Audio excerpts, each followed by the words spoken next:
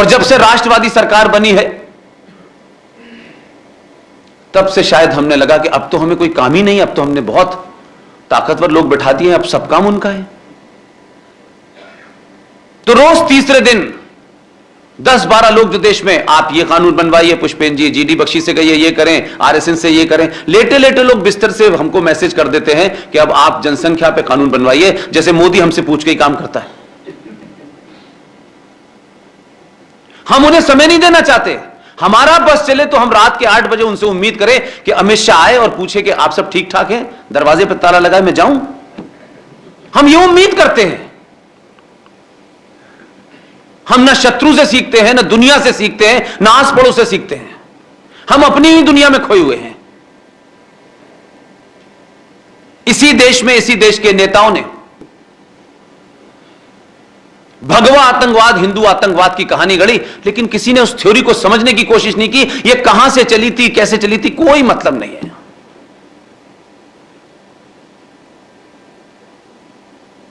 एक महिला को कैसे किसी सरकार ने अपने पॉलिटिकल एजेंडे के तहत फंसाया और उसको हिंदू आतंकवादी बना करके उसका टॉर्चर किया। यह सवाल मैं इसलिए कह रहा हूं कि मैं कभी किसी पॉलिटिकल पार्टी के साथ नहीं खड़ा हूं, न मेरा कोई एजेंडा है, न मेरी कोई विचारधारा है। मेरे सारे सर्किल के केंद्र में सिर्फ राष्ट्र है और कुछ नहीं है। इसलिए मैं ये नहीं पूछता किसी से कि बड़ौदा में किसने बुलाया है, अहमदाबाद में किसने बुलाया है। किसी ने भी बुलाया हो, प्रोग्राम 5 स्टार में हो, सड़क के किनारे हो, मैदान पे हो, पुलिया पे हो, मुझे अपनी बात आप तक पहुंचानी है। इसलिए मैं किसी भी जगह जाने से ना नहीं करता हूं। मैंने कभी किसी से कोई शर्त नहीं रखी, कोई सवाल नहीं खड़ा किया। मैंने अपनी भूमिका खुद चुनी, एहसान नहीं किया किसी के ऊपर। आरएसएन, जीडी बख्शी, इन सब ने अपनी भूमिका खुद ही चुन ली है। और एक बात बता दो, इनमें से कोई किसी सत्ता के साथ कभी ना मिला, ना जाता चाहता, ना उनका कोई ऐसा ख्याल है कि हमसे कोई मिले। लेकिन आपका मतलब सिर्फ आप लोग नहीं। अपनी अपनी भूमिका को चुनिए, अपने अपने दायित्व को निभाइए, अपने सामर्थ्य के हिसाब से वो काम कीजिए जो आप कर सकते हैं। इसलिए आपके सामने जो चुनौतियां हैं, मुझे नहीं पता कि आप उन्हें चुनौतियां मानते भी हैं कि नहीं मानते हैं। कभी वो आपके अंदर कोई टेंशन पैदा भी करते हैं कि नहीं करते हैं। और अगर करते हैं तो नींद कैसे आती है, मुझे तो आती नहीं भाई। मैं तो 2-2 बजे तक चीजें तैयार करता रहता हूं।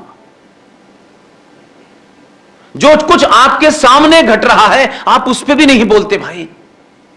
आपस में तो चर्चा करें। अगर पड़ोस में कोई आ गया है और वो रह रहा है तो ये तो पूछे ये आदमी कहां से आया, कैसे रह रहा है भाई। ये भी चाहते हैं आपके लोकल पुलिस स्टेशन का आदमी आए, वो पूछे कि ये कहां से। आप नहीं पूछेंगे,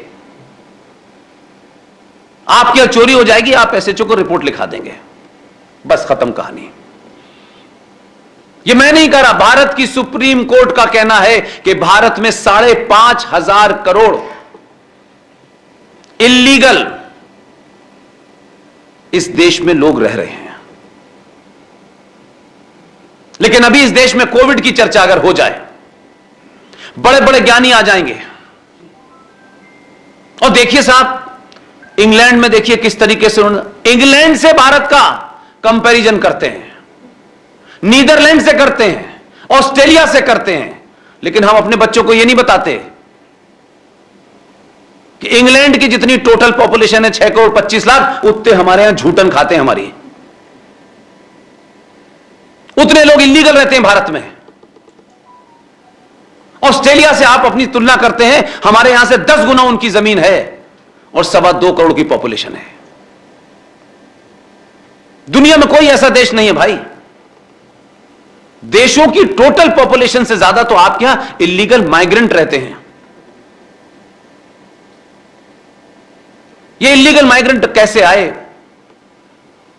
हम उठा के कह देते हैं देखिए साहब हमारे यहां की पुलिस भ्रष्ट है, पुलिस का आसमान से आई है, हमारे बीच में से गई है। तो जो पूरा आपका बांग्लादेश का म्यांमार का बॉर्डर है उसको पढ़िए, तब आपको पता चलेगा कि हमारे पूर्वजों ने क्या क्या गुनाह किए हैं, जो गुनाह माफ नहीं हो सकते। और आपकी खामोशी आज की आने वाली जनरेशन माफ नहीं करेगी आपको, अगर आज आपने अपना रोल नहीं प्ले किया।